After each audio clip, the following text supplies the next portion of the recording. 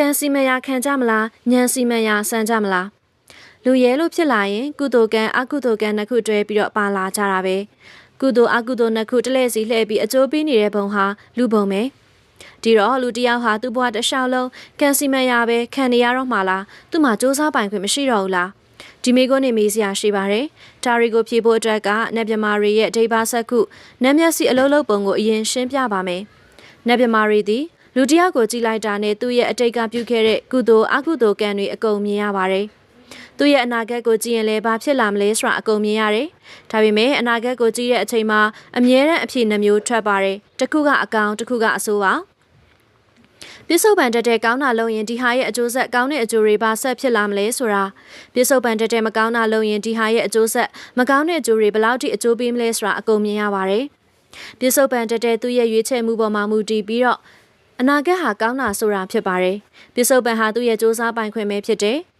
ဥပမာပြောပြစီလောကကြီးကိုစိတ်ကုန်နေတဲ့လူတစ်ယောက်ရှိတယ်အဲ့ဒီလူသည်လောကကြီးကိုအရွယ်တိုက်နေညမပြတ်မူးယူနေပြီးတော့အပျော်ပါးလိုက်စားနေရင်သူ့ရဲ့အနာဂတ်ကိုဘာဆက်ဖြစ်လာမလဲမြင်နိုင်သလို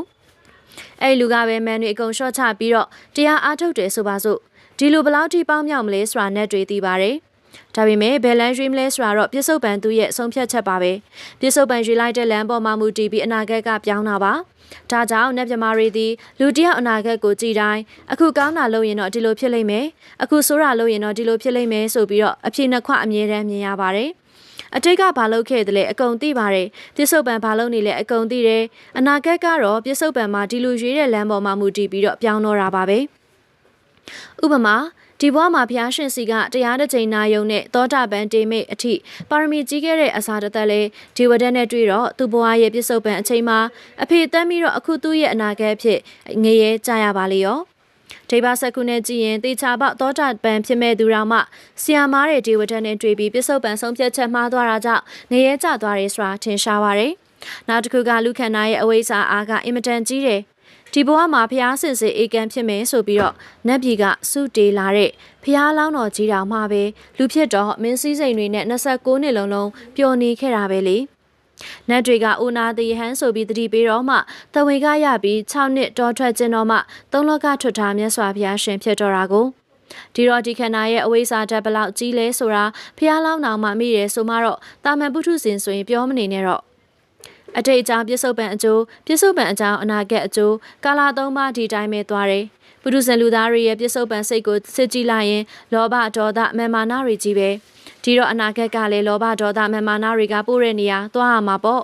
ပြစ္ဆုတ်ပံအကြောင်းအနာဂတ်အကျိုးကိုတရားအားထုတ်တယ်ဆိုတာပြစ္ဆုတ်ပံမှာလောဘဒေါသမာမာနတွေမဖြစ်အောင်ကိုယ်စိတ်ကလေးကိုခုံတော်ပွားဝင်လေထွက်လေအာနာပါနာနဲ့ဆင်ခြင်အောင်အားထုတ်တာပါ